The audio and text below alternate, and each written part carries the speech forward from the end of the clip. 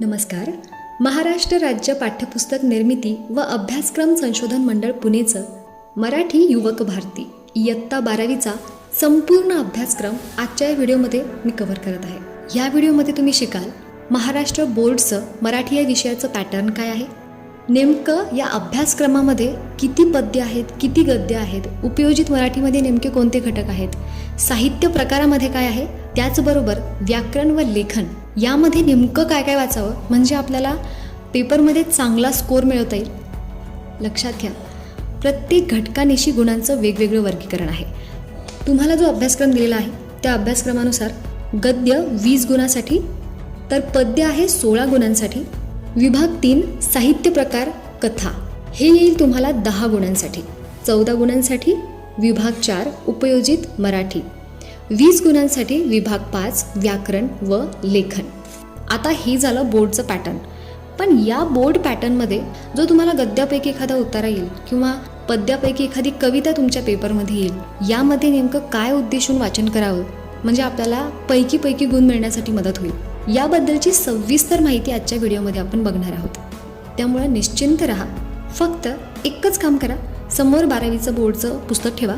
जर तुम्ही हा व्हिडिओ अर्धवट ठेवला किंवा एखादा घटक सोडून दिला तर तुम्हाला या वेटेजनुसार त्या घटकाचे तितके मार्क्स नाहीत मिळणार, कारण तितकं तुम्ही नाही पाहिलेलं. त्यामुळे हा व्हिडिओ शेवटपर्यंत बघा, नक्कीच तुम्हाला फायदा होईल, कारण हा व्हिडिओ तुमच्याच हितासाठी आहे. आणि आता शेवटचा जो मुद्दा आहे, सगळं काही कळाल्याच्या नंतर म्हणजे अभ्यासक्रम आपण संपूर्ण कव्हर केलेला आहे आणि आता यापेक्षाही अजून मला काय करावं लागेल म्हणजे मला पैकी गुण मिळवता येतील, यासाठीचे 15 महत्त्वाचे मुद्दे मी तुम्हाला हा अभ्यासक्रम कव्हर केल्याच्या नंतर शेवटी सांगेल. त्यामुळं हा व्हिडिओ नक्कीच शेवटपर्यंत बघा. चला सुरुवात करूया. पुस्तकामधील जो इंडेक्स आहे आपण त्यानुसारच चालूया. सुरुवातीला तुम्हाला काव्यानंद दिसेल, ते म्हणजे बहु असोत सुंदर. लक्षात घ्या, हा तुम्हाला पेपरला नाही येणार. इंडेक्समध्ये अभ्यासाची सुरुवात होते ती म्हणजे वेगवष्टापासून. वेगवष्टा हा पाठ प्राचार्य शिवाजीराव भोसले यांनी लिहिलेला आहे. पाठाचं अनुकरण करताना किंवा पाठ लक्षात घेताना सगळ्यात महत्त्वाची बाब आवर्जून बघायची ती म्हणजे पाठातून नेमकं लेखकाला सादर काय करायचे. पाठाचे लेखक आहेत प्राचार्य शिवाजीराव भोसले. यांचा जन्म 1927 आणि मृत्यू 2010ला झाला आहे. यांच्याबद्दलची थोडीफार जी समोर माहिती आहे ती तुम्ही व्हिडिओ पॉज करून वाचून घेऊ शकता. समोर पुस्तक असेल तर त्यातही निहाळू शकता. नेमकं या पाठाचा उद्देश काय आहे आता तो बघू. या वैचारिक पाठात लेखकाने अतिवेगाच्या आहारी गेलेल्या माणसाच्या विकृतीवर नेमकेपणाने बोट ठेवले आहे. वेळ आणि श्रम वाचवण्यासाठी वाहनाची गरज लेखकालाही पटते, मात्र गरज नसताना खोट्या प्रतिष्ठेपायी कर्ज काढून वाहन खरेदी करण्याच्या वर्तमानकालीन मानसिकतेवर लेखकाने प्रकाश टाकला आहे. महानगरात, शहरात ठराविक वेळेत अनेक ठिकाणी पोहोचून कामे करावी लागतात. हे खरे असले तरी नको तितक्या वेगाने वाहने चालवून लोक अपघातांना निमंत्रण देताना दिसतात. याचे लेखकाला वैषम्य वाटते. वेळ वाचवण्यासाठी माणसे वाहने वापरतात, परंतु माणसे वाचवलेला वेळ पुन्हा वाहन चालवण्यात वाया घालवतात, तेव्हा वाहन माणसावर स्वार होतात, अशी मार्मिक टिप्पणी लेखक करतात. अफाट वेगाने वाहने चालवण्याच्या प्रवृत्तीमुळे वाहन चालकाच्या शरीर मनावर अनावश्यक ताण निर्माण होतो. त्यामुळे स्वत्व आणि स्वास्थ्य हिरावून घेणारा अनैसर्गिक वेग कमी करण्याबाबत लेखक शेवटी कशा प्रकारे स्पष्ट इशारा देतात ते या पाठात पाहूया. नेमकं पाठामध्ये आहे काय तर 2 व्हीलर असेल, 4 व्हीलर असेल, तुम्ही जर वाहन चालवत असाल तर ते वाहन अतिवेगाने न चालवता थोडं हळू चालवावं. स्वतःच्या शरीराची काळजी घ्यावी, शरीर मनावर ताण नको पडायला याचा विचार करावा आणि त्यातून तुम्हाला कसं स्वतःचं स्वास्थ्य आणि स्वत्व जपता येईल याचा विचार करावा, असं लेखकांचं म्हणणं आहे, असं प्राचार्य शिवाजीराव भोसलेंचं म्हणणं आहे.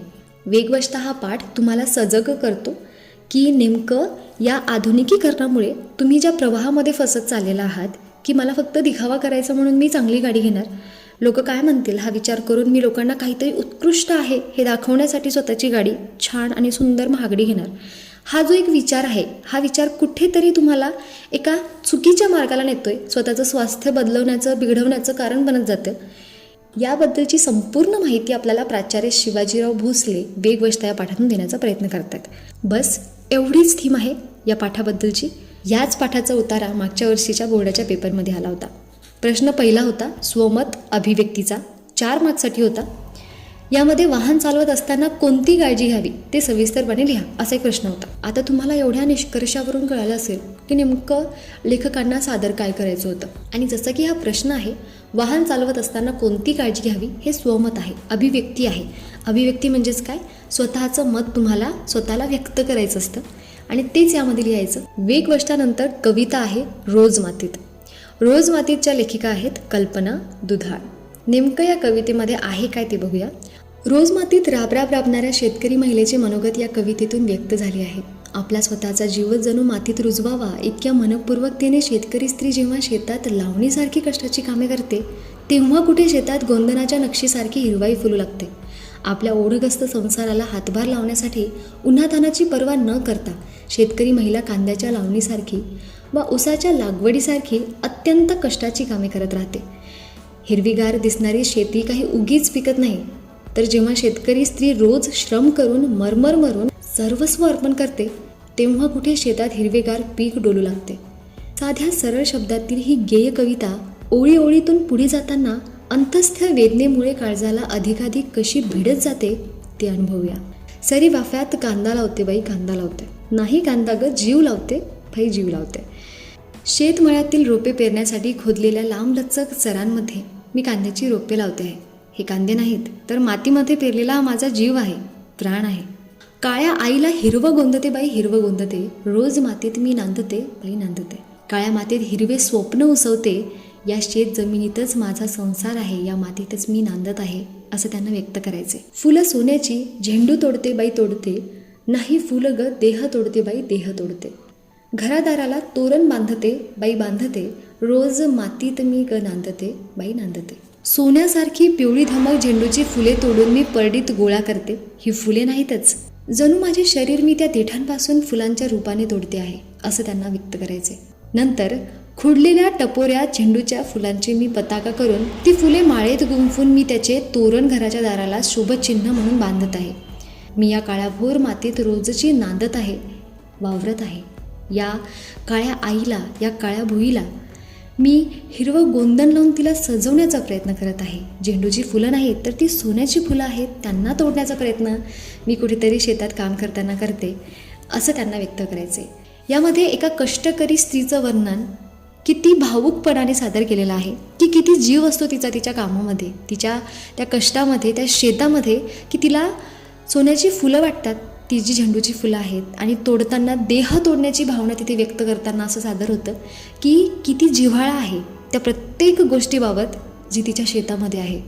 ऊस लावते बेनं दाबते बाई बेनं दाबते, नाही बेनं ग मन दाबते बाई दाबते. कांड्या कांड्यांनी संसार सांधते बाई सांधते, रोज मातीत मी ग नांदते बाई नांदते. ऊस लावताना बेनं दाबावं लागतं, शेतीतला हा प्रकार आहे, काम करण्याचा हा प्रकार आहे. तर त्यामध्ये ते बेणं दाबत असताना ते बेनच नाही तर स्वतःचं मन दाबल्यासारखं मला असं वाटतं. आणि कांड्या कांड्यांनी संसार सांधते म्हणजे प्रत्येक गोष्ट जोडून मी संसार सांधते आणि रोज मातीत मी ग नांदते बाई नांदते. ह्या सगळ्या गोष्टींची तडजोड करून मी कशी शेतामध्ये नांदत आहे, किती कष्ट करत आहे, कसा संसार सांधत आहे, कशी मी बेनच नाही तर स्वतःचं मनसुद्धा तिथे दाबत आहे, त्यांचं मनसुद्धा किती हृदयद्रावक आहे त्या शेताप्रती, यातून हे सादर होते. शेवटचा स्टांजा बघा. उन्हातान्हात रोज मरते बाई मरते, हिरवी होऊन मागं उरते बाई उरते, खोल विहिरीचं पाणी शेंदते बाई शेंदते, रोज मातीत मी ग नांदते बाई नांदते. उन्हातान्हाची पर्वा न करता मरणाची वेदना सहन करून मी रोज राबते. जेव्हा पीक हिरवेगार होऊन काळ्या जमिनीत लहरेल, समृद्धीच्या रूपात मागे उरेल, तेव्हा या कष्टाचे फळ मला मिळेल, असा माझा ठाम विश्वास आहे. या कवितेतून कवयित्रीचा हा विश्वास इथे सादर होतो. आणि खोल विहिरीचं पाणी शेंदते बाई शेंदते म्हणजे पिके हिरवीगार राहावीत व दाण्यांनी लागवडीत म्हणून मी खोल विहिरीत पोहरा टाकून पाणी उपसते व ते शेतात सोडते. अशा प्रकारे माझे हिरवे स्वप्न साकार होण्यासाठी मी दररोज या मातीत माझे शरीर झिजवत आहे, कष्ट करीत आहे. याबद्दलचं सर्व हृदयद्रावक वर्णन या कवितेच्या माध्यमातून कवयित्रीने इथे सादर केलेलं आहे. ही जर कविता तुम्हाला परीक्षेमध्ये आली तर यामध्ये तुम्हाला काय करायचे, याचा जर भावार्थ सादर करायचा असेल, रसग्रहण असेल, तर ते तुम्हाला सादर करता आलं पाहिजे. त्यासाठी माहिती पाहिजे थीम जी मी तुम्हाला सांगितलेली आहे. काय सांगितलेली आहे तर रोज मातीत या कवितेमध्ये कष्टकरी स्त्रीचं वर्णन आहे. मला असं वाटतं की प्रत्येक शब्दाचा अर्थ इथे व्यक्त केल्यानंतर तुम्हाला कुठलीच अडचण जाणार नाही.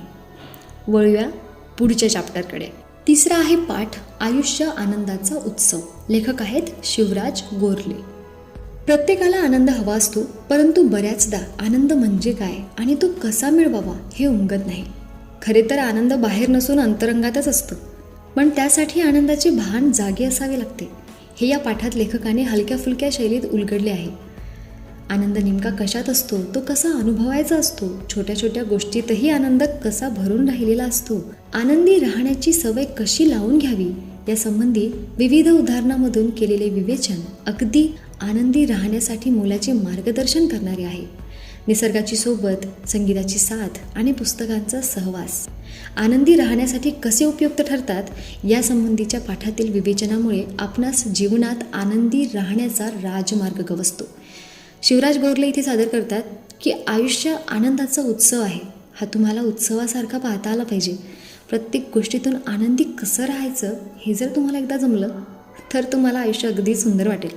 नेमकं आयुष्य तरी काय असावं याचा अर्थ व्यक्त करण्याची ताकद शब्दात तरी असेल का, असा प्रश्न जरी नेहमी पडत असला तरीसुद्धा शिवराज गोरलेंनी या पाठामधून नेमकं आयुष्य काय आहे, आनंदी कसं राहावं याचं गमक नक्कीच शोधून सांगितलेलं आहे.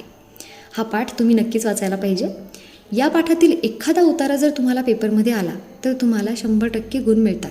तुम्ही जर एकदा तो उतारा नीट वाचला तर तुम्हाला त्याची उत्तरं सहज सोडवता येतात. आयुष्य आनंदाचा उत्सव हा खरं तर खऱ्या आयुष्याशी रिलेट करणारा पाठ आहे. याचं तुम्हाला उत्तर लिहिण्यासाठी जास्त हार्डवर्क करण्याची गरज पडणार नाही. फक्त तुम्ही पेपरमधले क्वेश्चन रिकामे सोडू नका. जे येत असेल, जसं येत असेल ते तुम्ही लिहत राहा. ठीक आहे. पुढची कविता आहे चौथी. रे थांब जरा आषाढ घना. बाभ बोरकर यांनी लिहिलेली ही कविता अगदी सुंदर प्रकारे यामध्ये कशाचं विवेचन आहे ते बघू. निसर्ग सौंदर्याने ओथंबलेल्या रे थांब जरा आषाढ घना या कवितेत काव्यही तितकेच ओतप्रोत भरलेले आहे. आषाढ मासातील पावसाने निसर्गाला चहूबाजूने हिरवाईच्या नाना छटांनी नटवलेले आहे. हे निसर्ग सौंदर्य अनुभवायचे असेल तर आषाढ मेघाने क्षणभर थांबावे आणि निसर्गात त्यानेच घडवलेली रंगीबिरंगी जादुई किमया पाहण्याची संधी आपणाला द्यावी असे कवीला वाटते. आषाढ मेघ थांबला तर लालसर मातीतील हिरवीगार शेते, शेतात चाललेली अवते, वेळूंची बेटे, फुललेला केवडा, सोनचाफा, लाजरी जाई ते निसर्ग सौंदर्य मनसोक्त पाहता येईल. रत्नजडित पंखांच्या फुलपाखरांचे थवे, पाण्यात सळसळणाऱ्या मासोळ्या आणि रात्रीच्या मिट्ट काळोखात चमकणारी काजव्यांची प्रकाश फुले यांच्याशी सुखसंवाद साधता येईल असे कवीला वाटते. निसर्गाच्या विविध घटकांमधून डोकावणाऱ्या मानवी भावभावनांमुळे कवितेतील वातावरण अधिक सजीव आणि चैतन्यमय झाले आहे. अभिव्यक्तीच्या आवश्यकतेनुसार कधी संस्कृत तर कधी ग्रामीण बोलीतील शब्दांची गोड रूपे वापरून कवीने या रचनेत निर्माण केलेल्या माधुर्याचा आस्वाद घेताना आपण चकित होऊन जातो. अशी ही कविता रे थांब जरा आषाढ घना. आषाढ घन म्हणजेच काय? ओघळणाऱ्या सरींचा गर्दाळलेला ओघ म्हणजेच काय? गर्दाळलेलं ते आकाश, ते आभाळ जिथे आपण म्हणतो ढगांमध्ये पाणी साचलंय आणि आता खूप आभाळ गर्दाळून आलेला आहे, पाऊस येईल, असं ते काळभोर आभाळ. आषाढ महिन्यातील पावसामुळे चोहीकडे बहरलेल्या निसर्ग सौंदर्याचा आस्वाद खुद्द आषाढ मेघाने घ्यावा अशी विनंती करताना कवी म्हणतो, हे आषाढ मेघा जरासा थांब. तुझ्या करुणेमुळे निर्माण केलेले सृष्टी सौंदर्य तुझ्यासह मला डोळे भरून पाहू दे. कोमल पाचूंची ही शेते, प्रवाळ मातीमधील अवते, इंद्रनीळ वेळूंची बेटे या तुझ्याच पाऊल खुणा. कोवळ्या नाजूक पाचूंसारखी दिसणारी ही हिरवीगार शेते, पोवळ्यासारख्या लाल मातीमध्ये चालणारी नांगरणी, इंद्रनील रत्नांसारखी ही बांबूंची वने, हे सर्व सौंदर्य म्हणजे धर्तीवर उमटलेल्या तुझ्याच पाऊल खुणा आहेत. रोमांचित ही गंध केतकी, फुटे फुली ही सोन चंपकी, लाजूने या जाईच्या लेकी, तुझं चोरुनी बघती पुन्हा पुन्हा. तुझ्या आगमनाने ही सुवासिक केतकी रोमांचित झाली आहे. नव्याने फुललेली सोनचाफ्याची कळी झुलते आहे. तुला पुन्हा पुन्हा चोरून बघताना या जाईच्या मुली लाजून चूर झालेल्या आहेत. उघड गगन कर घडीभर आसर आणि खुले कर वासर मणिघर. वाहू दे या तव किमयेवर कोवळ्या नव्या हळदुव्या उन्हा. थोडीशी न बरसता उघडीप करून हे सूर्याचे घर उघडून खुले कर. हे आकाश स्वच्छ दिसू दे. तुझ्या जादूने नवीन कोवळे हळदीच्या रंगाचे ऊन धरतीवर येऊ दे. कणस भरू दे जीवस दुधाने, देठ फुलांचा अरण मधाने, कंठ खगांचा मधु गाणाने, आणीत शहारात तृणपर्णा. ताटावर झुलणारे कणसाचे दाणे तुझ्या पौष्टिक दुधाने भरून देत आणि फुलांच्या देठात अलवार कोवळा मध साठू दे.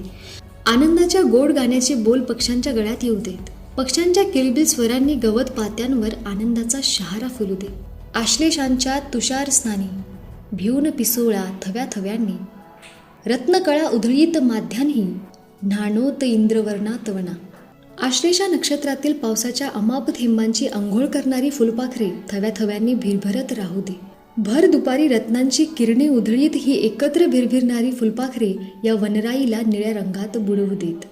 काळोखांची पीत आसवे, पालवीत उमलता काजवे, करू दे मज हित गुज त्या सर्वे, निरखीत जळांतील विधुवदना. काळोखाचे अश्रू पिऊन ओलसर वातावरणातील मिट्ट काळोखाचे दुःख अनुभवत झाडांच्या कोवळ्या पानातून उमललेल्या काजव्यांशी मला गुज गोष्टी करू देत. पाण्यात तरंगणाऱ्या चंद्रबिंबाचे सौंदर्य न्याहाळीत मला काजव्यांशी हितगुज करू देत. अशी अपेक्षा कवयित्रीला आषाढ घनाकडून आहे.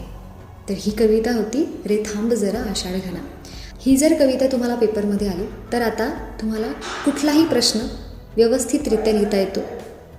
यातील काही अवघड शब्द जर समजले नसतील तर लक्षात घ्या. आषाढ म्हणजे मराठीतील चौथा महिना, पाचू म्हणजे हिरवे रत्न, प्रवाळ म्हणजे लाल रंगाचे किंवा पोवळे रत्न, इंद्रनीळ म्हणजे निळ्या रंगाचे रत्न, केतकी म्हणजे केवड्याचे झाड किंवा फूल, चंपक किंवा जाई फुलाचा प्रकार आहे, जाईजुई ज्याला आपण म्हणतो ते. आश्लेषा हा एक पावसाळी नक्षत्र आहे आणि पालवी म्हणजेच कोवळी पाने. वळूया पुढच्या चॅप्टरकडे. पुढे आपल्यासमोर 5वा धडा आहे वीरांना सलामी. अनुराधा प्रभुदेसाई यांनी हा पाठ लिहिलेला आहे. अगदी सुंदर शब्दामध्ये सैनिक कसा असतो, काय असतो, देशासाठी तो काय करतो, सैनिकांच्या वीरत्वाला मनातून सलामी देण्याची इच्छा हा पाठ वाचताना होते. आणि पाठ वाचतानाच का तर खऱ्या आयुष्यातही त्यांची आपल्याला कदर आहे. सरहदीवर लढत असलेल्या प्रत्येक सैनिकाला मनातून सलामी देण्याची इच्छा जागरूक करणारा हा पाठ अनुराधा प्रभुदेसाईंनी खूप हृदयद्रावक त्यांनी लिहिलेला आहे. यामधील त्यांना आलेले अनुभव, त्यांनी केलेले उपक्रम आणि त्याने केलेल्या निश्चयातील काही अशा गोष्टी आपल्याला अशा प्रकारे इथे दिसतात की खरंच एक सैनिक म्हणून माणूस काय आहे हा आपल्याला या पाठातून कळायला मदत होते. नेमकं या पाठामध्ये आहे काय ती थीम आपण एकदा लक्षात घेऊ. सन 2004मध्ये केवळ एक पर्यटक म्हणून लडाखला गेलेल्या लेखिकेला 1999चे कारगिल युद्ध आपल्यापर्यंत पोहोचले कसे नाही याची खंत वाटत राहते. त्यानंतर विजयस्तंभाच्या साक्षीने पुढील 5 वर्षे या भूमीवर येऊन सर्व वीरांना सलामी देईन अशी ती शपथ घेते. कोण? अनुराधा प्रभुदेसाई मॅडम. त्या शपथपूर्तीच्या वाटेवरचा प्रवास म्हणजे हा पाठ. कुटुंबापासून खूप दूर सीमेवर सेवा परमो धर्म चे पालन करत सैनिक अत्यंत प्रतिकूल परिस्थितीत देश रक्षणाचे काम करतात. कुटुंबियाच्या प्रेमासाठी आसुरलेल्या या सैनिकांसोबत जेव्हा रक्षाबंधन साजरे केले जाते तेव्हा ते खऱ्या अर्थाने रक्षाबंधन कसे ठरते याचा प्रत्येकारी अनुभव या पाठातून मिळतो. जवानांच्या ठाण्यांपर्यंत पोहोचण्यासाठी लेखिकेने केलेल्या प्रवासातून सीमेवरील खडतर परिस्थितीची खरी कल्पना येते. अशा परिस्थितीत जीवाची बाजी लावून काम करणाऱ्या जवानाबद्दलच्या अभिमानाने आपला ऊर भरून येतो. आपण सुद्धा जवानांसाठी ठोस काहीतरी करायला हवे असे वाटते. असा हा पाठ आपल्याला वीरांना सलामी देण्यासाठी भाग पाडतो. इतका सुंदर प्रकारे इथे अनुराधा प्रभुदेसाईंनी सादर केलेला आहे. एक पर्यटक म्हणून जेव्हा त्या ठिकाणी पोहोचल्या तेव्हा सैनिक हा माणूस नेमका काय असतो हे त्यांना कळालं. या पाठामध्ये त्यांनी कर्नल शहाचं एक व्यक्तिमत्व आपल्यासमोर सादर केलेलं आहे की सैनिक म्हणून त्यांच्या मनामध्ये किती ओलावा असतो. ते सुद्धा आपल्याला किती मदत करण्यासाठी आसुरलेले असतात. जितकी ते आपली काळजी सरहदेवर घेतात तितकीच ते वैयक्तिकरित्या सुद्धा घेतात.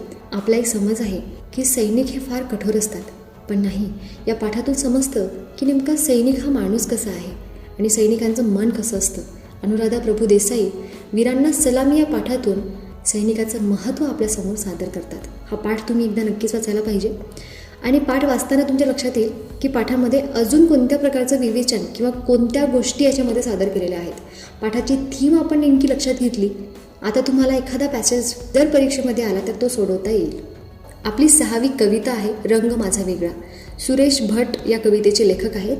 रंग माझा वेगळा या अत्यंत गाजलेल्या गझलेत आपणाला गझलकाराच्या अगदी वेगळ्या व्यक्तिमत्वाची ओळख होते. सगळ्या गुंत्यातून गुंतूनही आपला पाय मोकळा ठेवणाऱ्या कलंदर व्यक्तिमत्वाला सगळ्या गुंत्यात गुंतूनही आपला पाय मोकळा ठेवणाऱ्या कलंदर व्यक्तिमत्वाला येणारे अनुभवही जगावेगळे असतात. एरवी सर्वांना उन्हाच्या झळा लागतात, परंतु अशा जगावेगळ्या माणसाला सावलीच्याही झळा लागतात. दुःखाचा अनुभव तर नेहमीचाच असतो, परंतु कधी काळी मिळणारे सुखही अशा प्रकारे मिळते की त्याने आनंद वाटण्याऐवजी दुःखच वाटते. त्यामुळे गझलकाराला वाटत राहते की जगण्यास सुरुवात करतानाच आयुष्याने आपला विश्वासघात केला आहे. परंतु अशाही परिस्थितीत दुःखाचा हसतमुखाने स्वीकार करत गेल्यामुळे दुःखांनाही माझा लळा लागला, असा गझलकाराचा अनुभव आहे. म्हणजेच काय तर सुरेश भटांचा अनुभव आहे. त्याने स्वतःला माणसाच्या मध्यरात्री हिंडणारा सूर्य म्हटले आहे. ज्याचे आयुष्य नैराश्य अंधकाराने व्यापले आहे, त्याच्यासाठी पेटून उठणारा मी सूर्य आहे, असे तो जेव्हा नमूद करतो तेव्हा त्याची प्रखर सामाजिक बांधिलकी दिसून येते. सावल्यांच्या झळा, दुःखांचा लळा, मध्यरात्री हिंडणारा सूर्य यासारख्या परस्पर विरोधी भावछटांमुळे अर्थाच्या दृष्टीने गझल वेगळ्या उंचीवर पोहोचते. अगदी योग्य ठिकाणी योग्य यमक, अनुप्रास यामुळे गझलेला अप्रतिम गेयता लाभली आहे. कविता खूप सुंदर आहे, बघूया. रंगोनी रंगात साऱ्या रंग माझा वेगळा, गुंतूनी गुंत्यात साऱ्या पाय माझा मोकळा. स्वतःच्या कलंदर वृत्तीचे वर्णन करताना कवी म्हणतोय, सर्व रंगात रंगले तरी माझा रंग वेगळा व अनोखा आहे. माझे व्यक्तित्व साऱ्याहून वेगळे आहे. कुठल्याही गुंत्यात मी अडकलो तरी त्या बंधनातून मी मुक्त होऊ शकतो किंवा मी मुक्त होतो.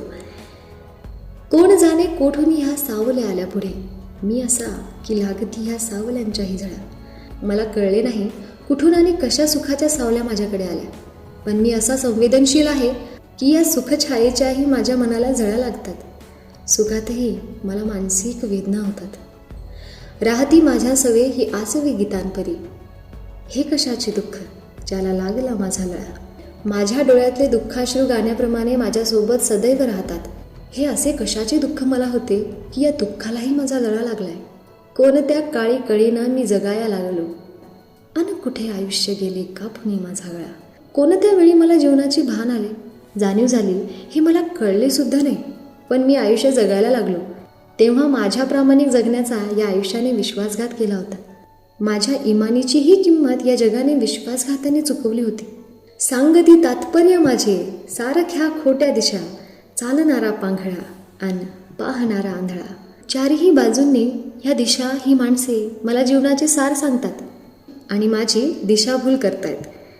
कारण जो नीट चालतो त्याला हे जग पांगळा म्हणते, आणि जो नीट पाहतो त्याला हे जग आंधळं म्हणते, आणि जो नीट पाहतो त्याला हे जग आंधळा म्हणते. या ओळीतून अर्थ हा सादर होतो की ढोंगी लोकांनी निर्मळ जीवनाची फसवणूक केली आहे आणि याच फसवणुकीमुळे त्यांना जे योग्य आहे ते कधीच योग्य दिसत नाही, आणि योग्य असेलही तरीही तिथे आंधळ होऊन त्याला उद्देशून बोट दाखवता येतं. माणसांच्या मध्यरात्री हिंडणारा सूर्य मी, माझी यासाठी न माझा पेटण्याचा सोहळा. जिथे जिथे अंधार आहे, दारिद्र्याचा काळोख आहे, अशा नैराश्याच्या काळ्या मध्यरात्री मी सर्वत्र तळपणारा सूर्य आहे. माझ्या विचारांना दिव्य तेज आहे. इतरांवर होणाऱ्या अन्यायाविरुद्ध पेटून उठण्याची माझी वृत्ती आहे. पण जेव्हा गोष्टी स्वतःवर येतात तेव्हा मी स्वतःसाठी किंवा माझ्या स्वार्थासाठी कधी पेटून उठत नाही. ही होती कविता रंग माझा वेगळा. या कवितेतून कवींना हे सादर करायचे, दुःखे सोसताना कलंदर वृत्तीने जगावे. व्यावहारिक जगातही माणसावर नितांत श्रद्धा व प्रेम असावे, हा सामाजिक बांधिलकीचा संदेश देणारी ही गझल होती. वळूया पुढच्या चॅप्टरकडे. 7 नंबरची कविता आहे विंचू चावला. संत एकनाथांनी ही कविता लिहिलेली आहे. विंचू चावला हे संत एकनाथ महाराज यांचे सुप्रसिद्ध आणि नाट्यमय भारूड आहे. या भारुडातील विंचू हे काम आणि क्रोध या विकारांचे प्रतीक आहे. काम म्हणजे इच्छा आणि क्रोध म्हणजे राग, संताप. अनिर्बंध इच्छा आणि क्रोध यामुळे माणसाचे जीवन कसे दूषित होते. कामक्रोधाची बाधा झाली की माणूस विंचू चावल्याप्रमाणे बेताल वागू लागतो, याची विवेचनात केलेली आहे. विंचवाच्या चावण्यामुळे माणसाच्या शरीरात विष भिनून त्याला असह्य वेदना होतात. तसे काम आणि क्रोधाच्या बाधेमुळे सुद्धा मानवी जीवन अविचारी होते. त्यावर उपाय म्हणजे कामक्रोधांना बाधित झाल्यावर सत्वगुणाचा आश्रय घ्यावा. संत एकनाथ महाराज यांनी आपल्या भारुडांमधून अंधश्रद्धेवर कोरडे ओढले आहेत. इथे सुद्धा अंगारे धुपारे या अंधश्रद्धेवर प्रहर केलेला आहे. अंगाराच लावायचा असेल तर तो सत्वगुणाचा लावा, म्हणजे सद्गुणांचा अंगीकार करा. मग दुर्गुण जाऊन सद्गुणाचा विकास होईल आणि समाधान लाभेल, असा मोलाचा उपदेश संत एकनाथ महाराज यांनी या भारुडातून केलेला आहे. विंचू चावला वृश्चिक चावला, कामक्रोध विंचू चावला, तमघाम अंगासी आला. आता इथे वृश्चिक म्हणजेच विंचवाची जी प्रतिकृती आहे ती मानवी शरीरामध्ये असणारा राग, लोभ, मत्सर जो आहे त्याला उद्देशून म्हटलेला आहे. आता तमघाम अंगासी आला म्हणजेच काय, शीघ्र कोपी वृत्ती वाढीच लागली. म्हणजे एखाद्या व्यक्तीचा राग हा अनावर होऊन त्याच्या शब्दाच्या माध्यमातून असो, त्याच्या वागण्याच्या माध्यमातून असो निघत आहे, तर तो इथे अर्थ सादर होतोय. दुसरं ध्रुपद बघा, पंचप्राण व्याकुळ झाला, त्याने माझा प्राण चालिला, सर्वांगाचा दाह झाला. आता या कामक्रोधामुळे, या गोष्टींमुळे काय झालंय, माणसातील विकाररूपी इंगळी अतिशय भयंकर असते, यातून हे सादर झाले. विकार वृत्ती जर एखाद्या मनुष्याकडे असेल तर त्याचं आयुष्य हे फार विषारी बनतं आणि त्याचा पंचप्राण जो आहे म्हणजे त्याचं जे मन आहे, त्याचं जे प्रत्येक गोष्ट आहे ती काय आहे, तर त्यामधून दाह त्याला होईल. त्याचा जर तो स्वभाव बाहेर येत असेल तर त्याला रिफ्लेक्शनमध्ये कुठे ना कुठे त्याचा त्रास होत राहील. मनुष्य इंगळी अति दारुण, मज नांगा मारिला तिने, सर्वांगी वेदना जाण त्या इंगळीची. यामध्ये अर्थ हा होतो, जसा एखादा वृश्चिक नांगी मारून आपल्याला त्रास देतो, वेदना देतो, तशीच ही मनुष्य इंगळी जी आहे, म्हणजेच हा जो काम, क्रोध आणि मत्सर, लोभ हा जो आहे, हा जर वरचढ होत असेल तर याची वेदना त्या इंगळीच्या दाहापेक्षाही मोठी आहे, त्याचा त्रासही खूप मोठा आहे, हे यातून व्यक्त होते. ह्या विंचवाला उतारा, तमोगुण मागे सारा, सत्वगुण लावा अंगारा, विंचू इंगळी उतरे झरझरा. या तिसऱ्या चरणाचा अर्थ हा आहे बघा, तमो रज, तम रज आणि सत्व हे 3 गुण आहेत. त्यापैकी सत्व हा गुण चांगला आहे आणि त्या गुणांचा उतारा द्या, की जुन्या काळी जेव्हा विंचू वगैरे चावायचा तर त्याचा उतारा करायचे. जसं आज रोजी आपण दवाखान्यात जाऊन ट्रीटमेंट घेतो तर तेव्हा त्रास कमी होण्यासाठी एक उपाय, एक विलाज म्हणून उतारा करायचे. तसाच मग आता सत्वगुणाचा अंगारा लावा आणि हा विंचू इंगळीचा, म्हणजेच ही विंचू इंगळी जी आहे ती उतरेल झरझरा. म्हणजेच काय, चांगल्या गुणांचा अंगीकार करा. तुमच्यामधली जी वाईट प्रवृत्ती आहे ती कुठेतरी उतरून जाईल. आणि व्यक्ती वाईट नसतो तर त्यातले असलेले दोष त्याला वाईट बनवतात. ते जर का एकदा बाहेर निघाले तर व्यक्ती आहे तितकी सुंदर बनू शकते. सत्व उतारा देऊन अवघा सारीला तमोगुण, किंचित राहिली फुणफुण, शांत केली जनार्दने. शेवटच्या चरणामध्ये त्यांनी सांगितलेलं आहे की सत्वगुणाचा उतारा देऊन म्हणजेच काय, सत्वगुणांचा आश्रय घेऊन वेदनांचा असह्यपणा तीव्रतेने जाणवत असलेल्या व्यक्तीला शांत करा, त्याला आधार द्या. चांगल्या गुणाचा अंगीकार करून वाईट गुणांना दूर सारा, म्हणजेच त्याचं आयुष्य अगदी सुंदर होईल. यानंतरचा पाठ आहे रेशीमबंध. डॉक्टर यू म पठाण यांनी हा लिहिलेला आहे. आता रेशीमबंध या पाठामध्ये नेमकं आहे काय, या ललित गद्य पाठामधील उत्तर रात्र. आता उत्तर रात्र म्हणजे काय, मध्यरात्रीपासूनचा पहाटेपर्यंतचा वेळ. ठीक आहे. पहाट आणि सकाळ या प्रहराचे ललितरम्य शैलीतील वर्णन वाचकाला चैतन्याचा परिसर स्पर्श घडवते. उत्तरात्रीपासून पहाटेपर्यंतची नीरव शांतता आणि निद्रिस्त भोवताल, पहाटेनंतर सकाळपर्यंत वृक्ष, वेली, पाखरे यांना हलकेच येणारी जाग, यांची संवेदनशील मनाने टिपलेली जिवंत शब्दचित्रे मनाला अतिशय उल्हासित करतात. वृक्ष, वेली, फुले, पाखरे यांच्याबद्दल वाटणाऱ्या आत्मिक ओढीमुळे त्यांचे आणि आपले युगानुयुगाचे नाते आहे असे लेखकाला वाटत राहते. या नात्यालाच लेखकाने रेशीमबंध असे सुंदर नाव दिले आहे. पाखरे आणि पहाट परस्परांना भेटायला किती आणि कशी उत्सुक आहेत या संबंधीचा अनुभव लेखकाने अत्यंत तरलतेने शब्दांकित केलेला आहे. पाखरांचा चिवचिवाट, गुलमोहराचा स्वागत सडा, निशिगंधाच्या सुगंधाची उधळण अशा पार्श्वभूमीवर होणारी प्रसन्न सकाळ लेखकाने तितक्याच प्रसन्न शैलीत कशी चित्रित केली आहे हे अभ्यासण्याजोगे आहे. यामधून नेमकी आपल्याला थीम लक्षात येते की रेशीमबंध या पाठामध्ये एक आजोबा आहेत. ते सकाळी लवकर उठतात आणि त्यांच्या परिसरामधील जी काही निसर्गरम्य गोष्टी आहेत म्हणजे झाडं असतील त्यांना ते पाणी टाकतात आणि सकाळच्या या सुंदर वेळेची विवेचना त्यांच्या शब्दामध्ये ती कशी सादर करतात यातून आपल्याला समजतं की त्यांचा असलेला त्यांच्या आयुष्यातला रेशीमबंध हा परिसराच्या आसपास आहे. नेक्स्ट कविता आहे समुद्र कोंडून पडलाय. ही कविता मागच्या वर्षीला बोर्डाच्या परीक्षेमध्ये होती. समुद्र कोंडून पडलाय. लेखक आहेत वसंत आबाजी डहाके. समुद्र म्हणजे अथांग पाणी आणि पाणी म्हणजेच जीवन. या दृष्टीने या कवितेतील समुद्र हा जीवनाचे प्रतीक आहे. समुद्रासारखे अथांग जीवन जेव्हा शरीराच्या महानगराच्या मर्यादामध्ये कोंडून पडते तेव्हा येणारी अस्वस्थता कवीने या कवितेतून व्यक्त केली आहे. बागड्याला अंगण नसणाऱ्या उत्तुंग इमारतीमध्ये बालपण आक्रसून गेले आहे. तसेच वाहनासोबत रस्त्यावर अथवा रेल्वे स्टेशनवरच्या एवढ्याशा बाकावर झोपेसाठी बालकांना आश्रय घ्यावा लागत आहे. हे पाहून समुद्र अस्वस्थ होतो. मोठ्यांच्या कार्यव्यस्त जगात बकाल होत जाणारी बाल्य कवीला अधिकच व्यथित करते. समुद्र कोंडून पडलाय गगनचुंबी इमारतीच्या गजानाड. तो संत्रस्त वाटतो संध्याकाळी पिंजारलेल्या दाढे झिंज्या हताशपणे पाहत असतो समोरच्या 32व्या मजल्यावरील मुलाकडे, ज्याचं बालपण उंचच उंच पण अरुंद झालंय आणि त्याची त्याला कल्पनाच नाही. समुद्राच्या डोळ्यात थकव्याचं आभाळ उरत येतं. एक समुद्र 32व्या मजल्यावर एका छोट्याशा बसलेल्या मुलाकडे बघून विचार करतोय, किती अरुंद झालेलं आहे आयुष्य, आणि ज्याचं बालपण उंचच उंच असायला पाहिजे पण कसं त्याचं आयुष्य अरुंद झालंय याचं त्यांना बघून फार दुःख वाटते. आणि शिणून ते डोळे बंद करून मिटून घेतोय की इमारतीच्या पलीकडचं जे जग आहे, रस्त्यावर थकलेली माणसाची पावलं आहेत, बसची चाकं आहेत, या धकाधकीच्या आयुष्यामध्ये कार्यव्यस्त असलेल्या व्यक्तींमध्ये कुठेतरी बालकांचं आयुष्य हरवलेलं आहे, कुठेतरी बालपण हरवलेलं आहे. आणि बाकावर झोपलेल्या एका छोट्याशा मुलाचं चित्रातून आपल्याला एक लक्षात येतं की कसं या जगामध्ये माणूसपणाला हरवलेला आहे. कामाच्या व्यत्ययामुळे माणूस जगणं विसरतोय. समुद्र अस्वस्थ होऊन जातो शहराच्या आयुष्याच्या विचाराने. तेव्हा तो मनातल्या मनात मुक्त होऊन फिरू लागतो.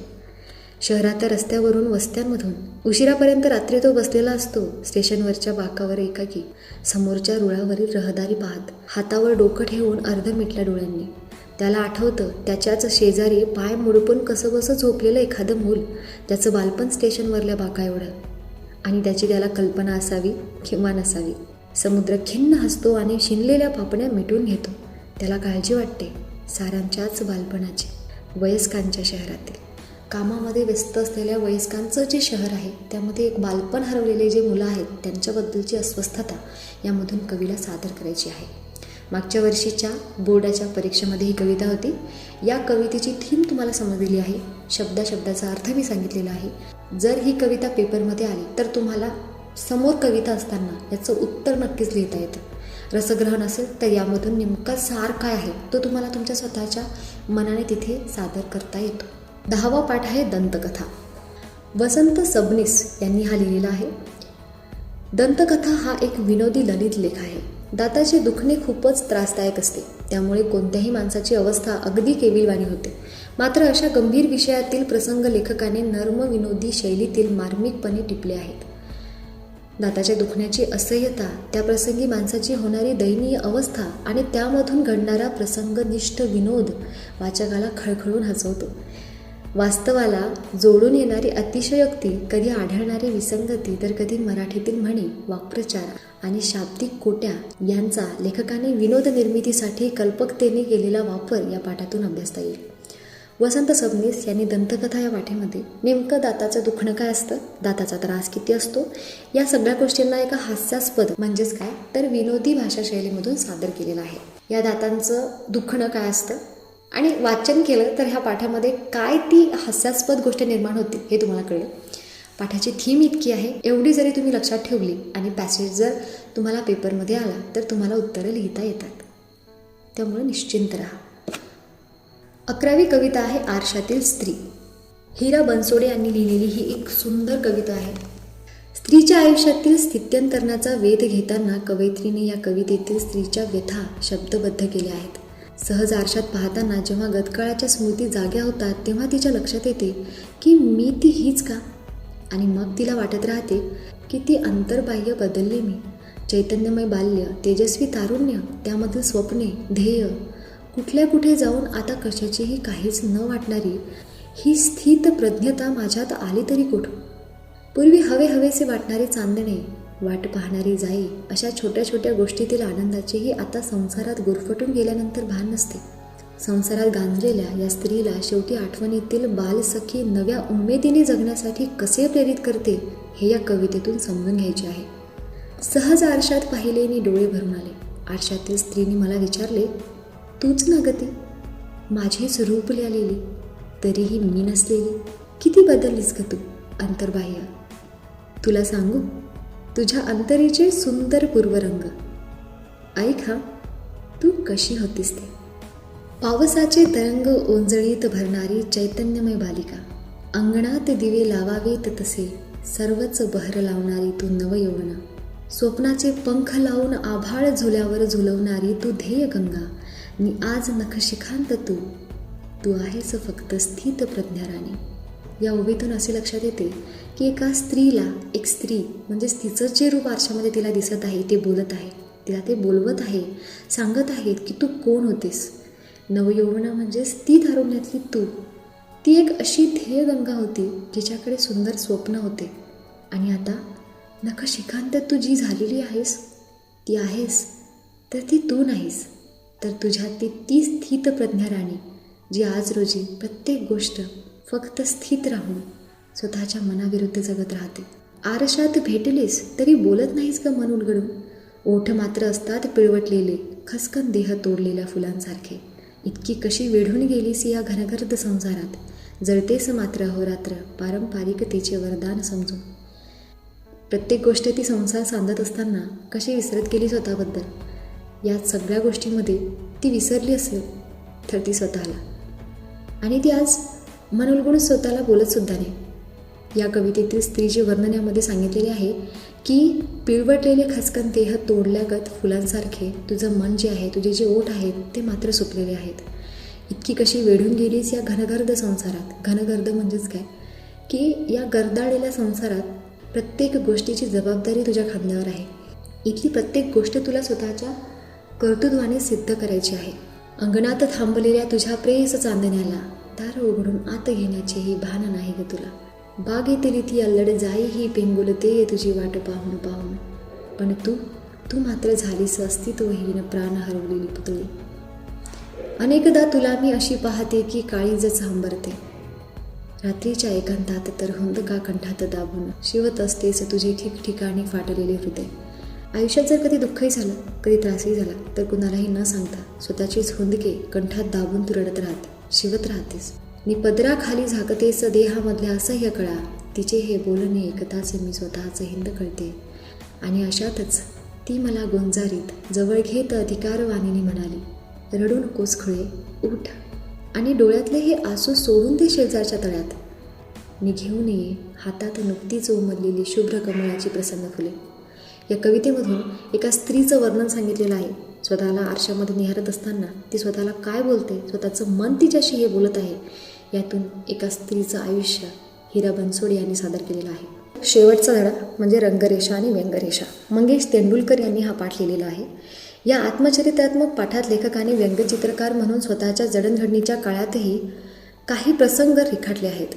कोणत्याही क्षेत्रातील नवोदितांनी वेळीच जाणकार तज्ज्ञाचे मार्गदर्शन घेऊन कशी प्रगती साधावी हे या प्रसंगातून सूचित होते. डोळस निरीक्षणातून व्यंगचित्राविषयीच्या कल्पना कशा सुचतात हे लेखकाने स्त्रीभ्रूण हत्येच्या पोस्टरच्या उदाहरणातून स्पष्ट केले आहे. व्यंगचित्र ही निशब्द भाषा असून शब्दापेक्षा ही अत्यंत मार्मिक असते आणि ती परिणामकारकरित्या काव्यात्मक अभिव्यक्ती कशी साधू शकते हे आईच्या चित्राच्या उदाहरणातून त्यांनी दाखवून दिले आहे. ज्याला कलाकार म्हणून मोठे व्हायचे आहे त्याने सतत शिकत राहायला पाहिजे. हे लेखकाने व्यंगचित्र प्रदर्शन पाहण्यासाठी आलेल्या शेतकरी आणि त्यांच्या कुटुंबाच्या उदाहरणातून स्पष्ट केले आहे. नेमकं आता हे उदाहरण काय आहे हे तुम्हाला पाठात बघावं लागेल, वाचावं लागेल. इतका वेळ इथे नाही, कारण मी घेते तुमचं शॉर्ट रिव्हिजन आणि हे रिव्हिजन घेत असताना प्रत्येक गोष्ट टीपमध्ये घेणं शक्य नाही. म्हणून हा पाठ तुम्ही सखोल वाचावा ही माझी अपेक्षा आहे. तुम्हाला थीम इथे समजलेली असेल. आहे काय नेमकं यामध्ये छोटंसं वर्णन करून मला हे सांगता येईल. एखादं असं चित्र काढलेलं असतं की ज्यामधून तुम्हाला एखादा मॅसेज द्यायचा असतो आणि या पाठामध्ये एक प्रसंग असा आहे की कोणीतरी नारळ फोडतं. ते फोडत असताना यांच्या अशा लक्षात आलं की ते नारळ नसून एका छोट्याशा मुलीचं डोकं आहे, ती शेंडी नसून त्या मुलीची वेणी आहे आणि आता ते नारळ फोडणार. म्हणजेच काय, एक व्यक्ती एका स्त्रीला म्हणजे स्त्रीभ्रूण हत्या करतोय आणि दुसरा एक हात येऊन ते नारळ न फोडण्याचा दावा करतोय. म्हणजेच काय, ही स्त्रीभ्रूण हत्या करू नये असा मेसेज यातून दिसत आहे. तर ही पूर्ण या पाठाची थीम आहे. इथे तुमचा गद्य आणि पद्य हा पोर्शन संपलेला आहे. आता आपण दुसऱ्या घटकाचा विचार करू, तो म्हणजे साहित्य प्रकार. साहित्य प्रकारातील पहिला घटक आहे कथा साहित्य प्रकार परिचय. कथा म्हणजे काय? कथा या वाङ्मय प्रकाराला दीर्घ परंपरा लाभली आहे. श्रवणीयता, मनोरंजन व प्रबोधन ही कथा या वाङ्मय प्रकाराची उल्लेखनीय वैशिष्ट्ये आहेत. हा वाङ्मय प्रकार समजून घेण्यासाठी कथेची पूर्वपीठिका, घटक, वैशिष्ट्ये, सादरीकरण यांची माहिती दिली आहे. कथेच्या अभ्यासातून भाषिक कौशल्ये विकसित होतात, तसेच व्यावसायिक संधीही उपलब्ध होतात. कथा या साहित्य प्रकाराचा परिचय व्हावा या हेतूने प्रस्तुत विवेचन केले आहे. आता नेमका कथा म्हणजे काय हे लक्षात घ्या. एखाद्या विशिष्ट स्थलकाली पात्रांच्या परस्पर संबंधातून घडलेल्या घटनांचे एखाद्या विशिष्ट हेतूने केलेले उत्कंठावर्धक चित्रण म्हणजे कथा. आता याचा अर्थ काय आहे बघा. इमॅजिन करा, एखादी स्टोरी आहे आणि त्या स्टोरीमध्ये पात्र आहेत आणि ते पात्र तुम्हाला काही घटनांच्या माध्यमातून सादर करून त्याचा हेतू तुमच्यापर्यंत पोहोचवायचा आहे आणि तो तुमच्या मनाला भिडला पाहिजे, तो तुम्हाला कळला पाहिजे. याचं चित्रण जिथे घडते तिथे असते कथा. यामध्ये आपल्याला पाहायचे कथेचे घटक, कथाबीज. पहिला आहे कथाबीज, त्यानंतर कथानक, पात्रचित्रण, वातावरण निर्मिती, नाट्यमयता, संवाद आणि भाषाशैली. त्यानंतर कथेची वैशिष्ट्ये आपल्याला पाहायला मिळतात. कथा मनोरंजन करते, कथेमुळे सुसंस्कार होतात, कथा वाचकांची उत्कंठा वाढवते, कथा एककेंद्री असते, कथा भूतकाळात लिहिली जाते, कथेच्या माध्यमातून जीवनाचा वेध घेतला जातो, श्रवणीयतेमुळे कथेचे सादरीकरण करता येते इत्यादी. कथेचे सादरीकरण 2 घटकामध्ये आहे, एकतर अभिवाचन आणि कथाकथन. त्यानंतर आहे शोध. व.पु. काळेंनी हा पाठ लिहिलेला आहे. विपुल कथालेखन केलेल्या व.पु. काळे यांची शोध ही एक वैशिष्ट्यपूर्ण कथा आहे. व.पु. काळे याचे लेखक आहेत. विपुल कथालेखन केलेल्या व.पु. काळे यांची शोध ही एक वैशिष्ट्यपूर्ण कथा आहे. कथा रचनेच्या तंत्राची अनेक वैशिष्ट्ये या कथेत स्पष्ट दिसून येतात. अनु या प्रमुख व्यक्तिरेखेचा विकास हा कथानकातील प्रसंग, अन्य पात्रांशी येणारा संबंध आणि निवेदन यामधून कसा घडत जातो याबद्दलचे विवेचन यामध्ये केलेले आहे. कथानकातील प्रसंग, उपकथानक यांची एकसंग गुंफण कशाप्रकारे केली आहे. अनु आणि तिचा 1 रुपयाच्या नोटेचा शोध या भोवती सगळे कथानक आणि कथेच्या शेवटी रहस्याचा उलगडा कसा होतो इत्यादी प्रश्नाच्या अनुषंगाने कथेचा अभ्यास करावा. कथेचा विषय, पात्रे आणि प्रसंग यांच्या दृष्टीने अनुकूल भाषा, चटपटीत आणि प्रत्यक्ष जीवन व्यवहारासारखे वाटणारे सजीव संवाद हे अभ्यासण्याजोगे आहेत. या कथेचा विकसनाच्या अंगाने घेतलेला आस्वाद कथा अधिक चांगल्या प्रकारे समजून घेण्याच्या दृष्टीने उपयुक्त ठरेल. लक्षात घ्या, कथेमध्ये नेमकं आहे काय हे बघा. कथेमध्ये अनु नावाची एक मुलगी आहे, जिला तिच्या आयुष्यामध्ये नर्स बनायचे. नर्स बनण्यासाठी तिने तिचं घर काही कालावधीसाठी दूर केलेलं आहे आणि ती मुंबईला आलेली आहे. मुंबईमध्ये शिफ्ट झाल्यानंतर तिने स्वतःची रूम राहायला घेतलेली आहे. भाड्याने ती राहत आहे. स्वतःच्या रूममध्ये राहत असताना तिच्या घरी गृहस्थ आले आणि त्या गृहस्थांनी तिच्या टेबलवर असलेली एक नोट नकळत त्यांनी घेतली. आता 1 रुपयाची नोट होती, इतका विचार नाही केला, घेतली आणि त्यांचं काम करून ते निघून गेले. पण ती नोट अनुसाठी खूप महत्त्वाची होती. आता अनुला तर हे माहितीच नाही की नोट कोणी नेली, तिच्या माघारी नेली होती. आता ज्यांनी ही नोट घेतली होती त्यांनी ही नोट एका रिक्षावाल्याला दिली. आता तो रिक्षावाला निघून गेलेला आहे, पण अनुला ती नोट हवीच होती. आता त्या रिक्षावाल्याकडून नोट घेण्यासाठी ते पोलीस स्टेशनपर्यंत कसे पोहोचतात आणि ती नोट शेवटी त्यांना मिळते की नाही ह्याचं गमक आपल्याला या पूर्ण शोध नावाच्या कथेमध्ये दिसून येते. दुसरी कथा आहे गढी नावाची. ही कथा लिहिलेली आहे डॉक्टर प्रतिमा इंगोले यांनी. स्वातंत्र्यानंतरच्या विकासाच्या वाटेवरील गावगाड्यांसमोरचे प्रश्न, ते सोडवण्यातील अडचणी आणि ग्राम सुधारणेसाठी निष्ठापूर्वक झटणारे बापू, गुरुजींसारखे समाजसेवक यासंबंधीचे वर्णन गढी या वैदर्भी बोलीतील कथेत कशा प्रकारे आले आहे हे तुम्हाला अभ्यासता येणार आहे. बापू, गुरुजी या प्रमुख पात्रासोबत गढी, वान नदी आणि वडाचे झाड यांच्या प्रतीकातून गावातील बरी वाईट स्थित्यंतरे कशा प्रकारे दर्शवली आहेत हेही अनुभवण्यासारखे आहे. कथेतील ग्रामीण वातावरण, प्रसंग, पात्रे इत्यादींचे वर्णन चित्रदर्शी शैलीत कसे केले आहे ते समजून घेतले तर कथेचे चांगल्या प्रकारे आकलन होऊ शकेल. गढी या पाठामध्ये आहे काय हे लक्षात घ्या. गढी म्हणजेच काय? पूर्वीच्या काळामध्ये गावामध्ये एका श्रीमंत व्यक्तीची गढी असायची. म्हणजेच काय गावामध्ये एका ठिकाणी वरचा जो भाग आहे, मधामध्ये घर आणि अरुंद असं साईडला वॉल कंपाऊंड, पण ते असायचं मातीने बांधलेलं. तर गावातील खालचा जो घटक आहे किंवा खालचा जो भाग आहे तिथली लोक पूर जर आला असेल, पाणी जास्त आलं असेल तर ते तिथे यायचे, तिथे आश्रय घ्यायचे, तिथे ते वास्तव्य करायचे. यासाठी असायची गढी. आता या गढीला हळूहळू कसं संपुष्टात आणलं येणाऱ्या पिढीने, आधुनिकीकरणामुळे कशी गढी नामशेष झाली, जुन्या काळातल्या लोकांना कसं दुःख होतं की आधी जे होतं जुनं ते सोनं ते आज नाही, आणि आज रोजी ती गढी संपुष्टात आलेली आहे. बाकी तुम्हाला पॅसेज पेपरमध्ये येणारच आहे, त्यामुळं काळजी करण्याची, चिंता करण्याची कसलीही गोष्ट नाही आहे. तुम्हाला त्यातून उत्तरं लिहिता येतात.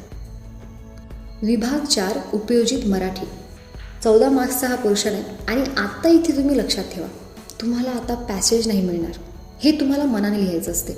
म्हणून उपयोजित मराठी हा घटक तुम्हाला लक्ष देऊन ऐकायचा आहे आणि व्यवस्थित वाचन करून घ्यायचं आहे. मुलाखत हा शब्द मुलाकात या अरबी शब्दावरून मराठीत आलेला आहे.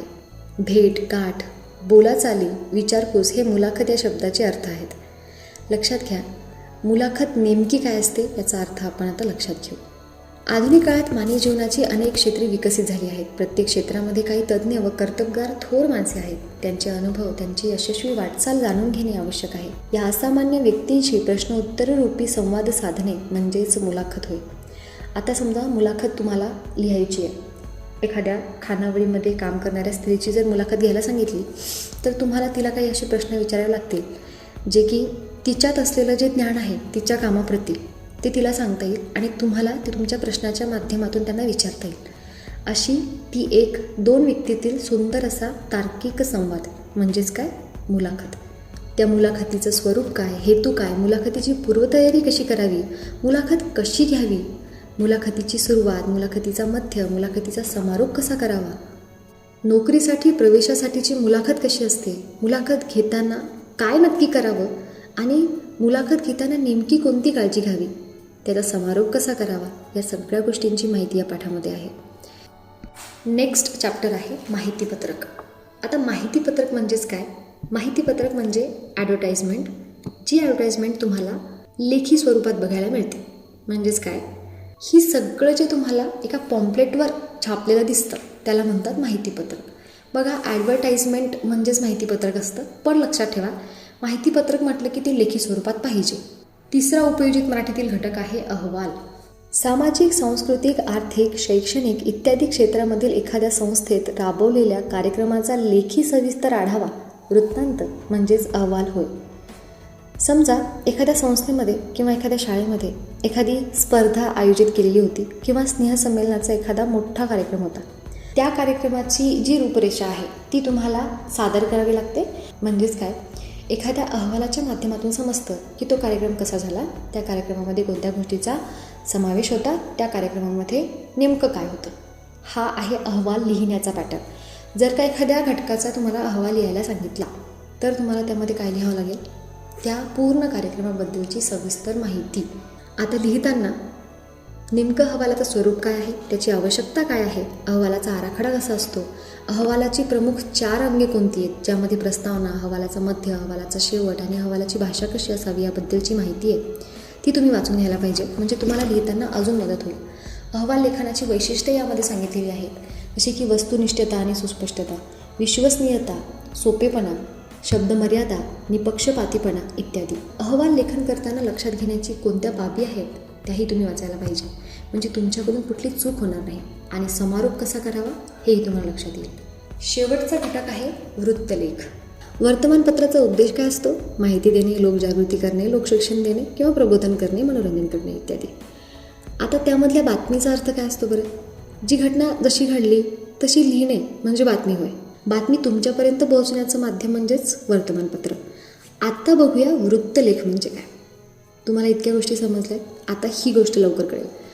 बातमीत न आलेले रंजक, नाविन्यपूर्ण आणि वेगवेगळे तपशील सूक्ष्मपणे उलगडून त्यावर भाष्य करणे म्हणजे वृत्तलेख होय. वृत्तलेखात लिहिणाऱ्या व्यक्तीची मते व विश्लेषण येते, म्हणून वृत्तलेख हा व्यक्तिनिष्ठ असू शकतो. वृत्तलेख म्हणजेच काय, फीचर रायटिंग. हा असा एक मजकूर आहे जो वृत्तपत्रातलाच आहे, पण हा थोडासा डिटेल आहे.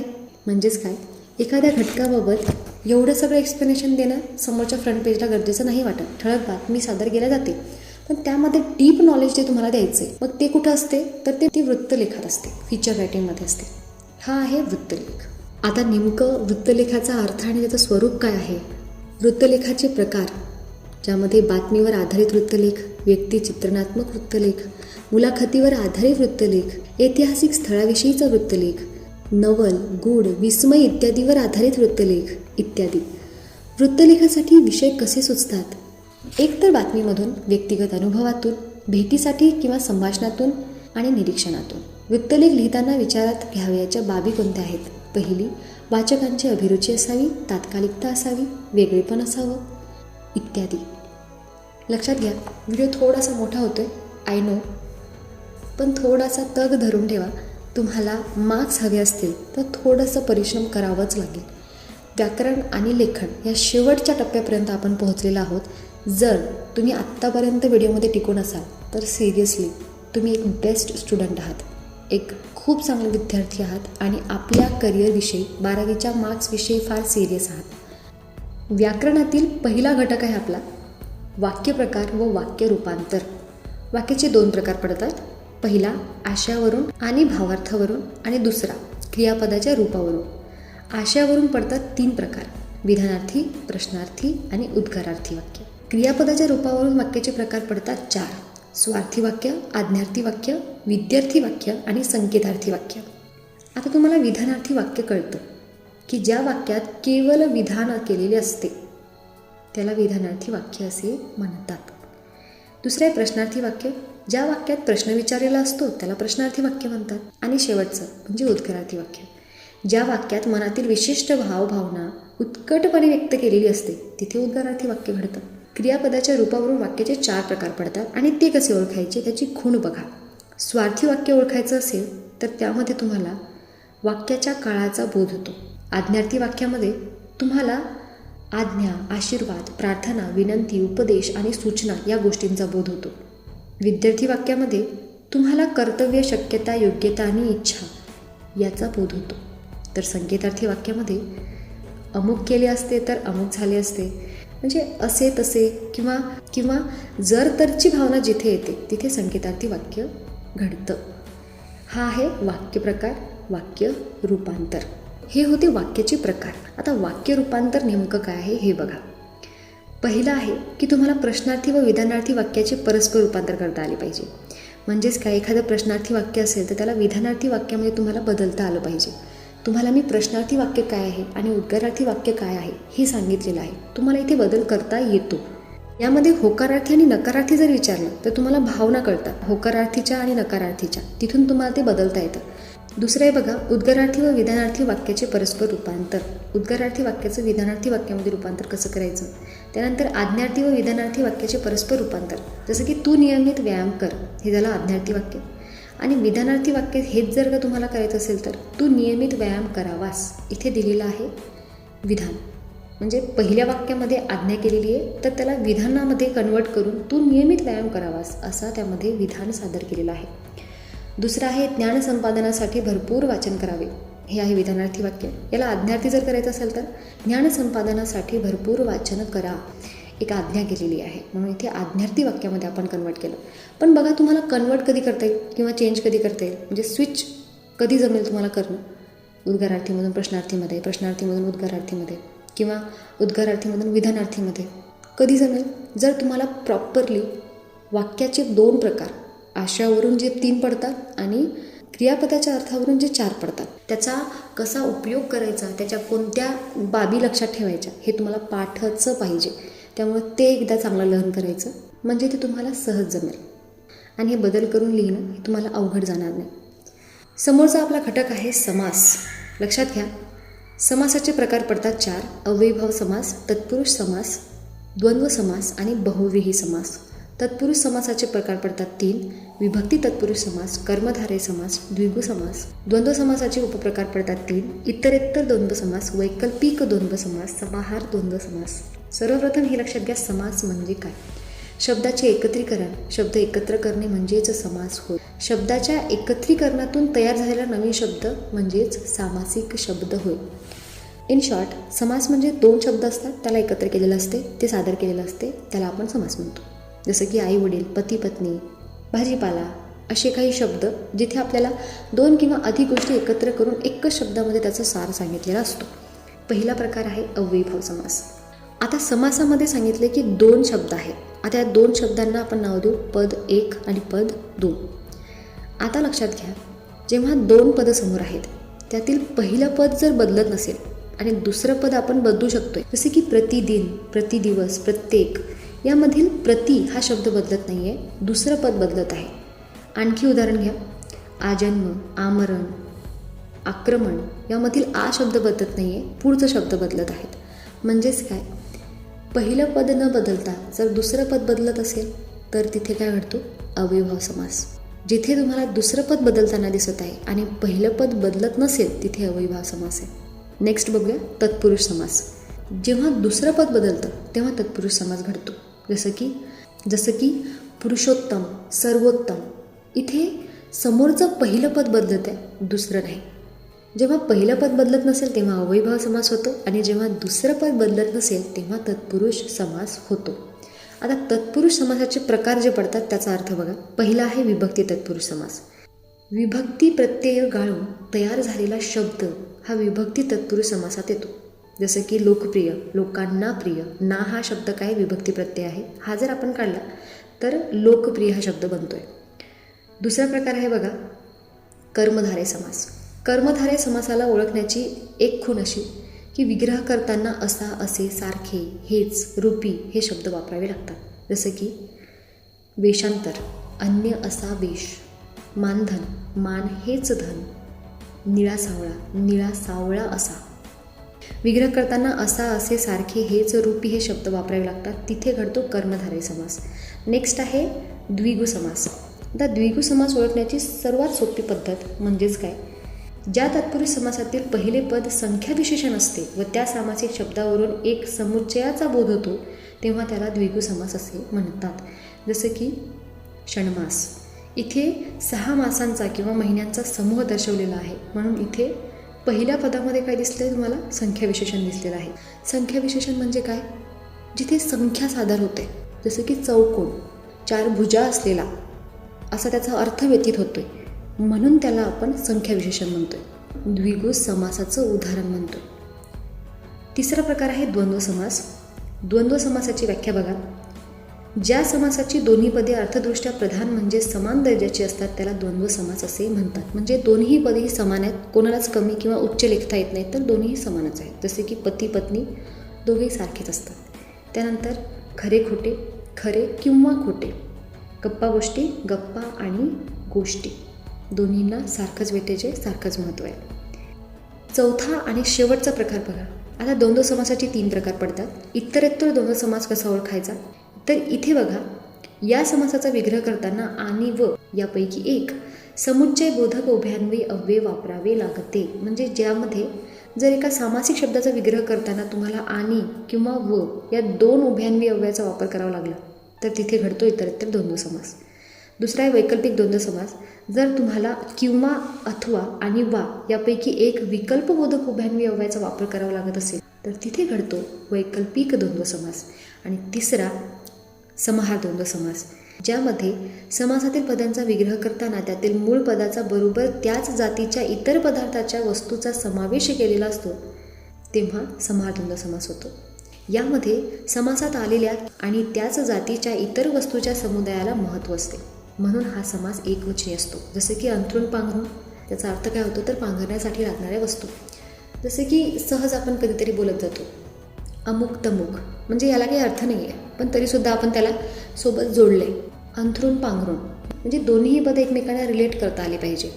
ते असतात समाहार द्वंद्व समासातले उदाहरणं. आता बघा, शेवटचा आपला प्रकार आहे बहुव्रीही समास. बहुव्रीही समास कसा ओळखायचा, ज्या सामासिक शब्दातील दोन्ही पदे महत्त्वाची नसून या 2 पदांशिवाय तिसऱ्याच एका पदाचा बोध होतो व दिलेला सामासिक शब्द त्या तिसऱ्या पदाचे विशेषण असते तेव्हा बहुव्रीही समास होतो. म्हणजेच काय, सांगायचं एक आणि अर्थ तिसराच व्यक्त होतोय. जसं की बघा, निरस म्हणजेच काय, निघून गेला आहे ज्यातून रस असा तो. तो कोण, तो एक असा व्यक्ती ज्याच्या आयुष्यामध्ये कुठल्याच प्रकारचा रस नाही आहे, तो असतो निरस. म्हणजे तिसऱ्या व्यक्तीचा बोध केलेला आहे इथे. दुसरा बघा, गोपाल, जो गायी पालन करतो असा तो. कोण होता गोपाल, तर श्रीकृष्ण. त्यानंतर मीनाक्षी, माशासारखे आहेत डोळे जिचे अशी ती. तर ती कोण? तर ती एक स्त्री आहे. म्हणजे स्त्रीचं वर्णन इथे केलेलं आहे एका सामासिक शब्दामध्ये, पण ती तिसरी व्यक्ती आहे. तिसरा अर्थ त्यातून व्यक्त होतोय, म्हणून याला बहुव्रीही समास असे म्हणतात. आता इन शॉर्ट बघू आपण काय शिकलो. अव्ययीभाव समास ओळखायचा असेल तर पहिले पद प्रधान लागते, तत्पुरुष समासासाठी दुसरे पद प्रधान लागते, द्वंद्व समासासाठी दोन्ही पदे प्रधान लागतात आणि बहुव्रीही समासामध्ये तिसऱ्याच पदाचा बोध होतो. तेव्हा हे चारही प्रकार समासामध्ये आपल्याला कसे मोडले जातात, कसे वापरले जातात हे कळते. नेक्स्ट पार्ट आहे प्रयोग. प्रयोगाचे पडतात 3 प्रकार: कर्तरी प्रयोग, कर्मणी प्रयोग आणि भावी प्रयोग. कर्तरी प्रयोग म्हणजेच काय? कर्त्याच्या लिंग, वचन व पुरुष यानुसार क्रियापदाच्या रूपात बदल होतो तेव्हा कर्तरी प्रयोग होतो. म्हणजेच काय?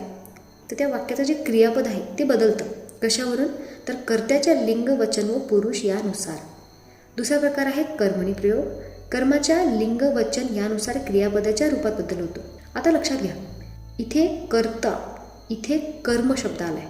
म्हणजेच काय? क्रियापदात बदल होतोय, पण आता कर्मानुसार होतोय. कशानुसार? कर्माच्या लिंग, वचन यानुसार. भावी प्रयोग आहे बघा शेवटचा. कर्त्याच्या किंवा कर्माच्या लिंग, वचन यानुसार क्रियापदाच्या रूपात बदल होत नाही. म्हणजेच काय? कर्त्याचं किंवा कर्माचं लिंग जरी बदललं, वचन जरी बदललं, तरीसुद्धा क्रियापदाच्या रूपात बदल होणार नाही. तिथे घडतो भावी प्रयोग. शेवटचा घटक आहे अलंकार. अलंकाराचे 2 प्रकार पडतात: शब्दालंकार आणि अर्थालंकार.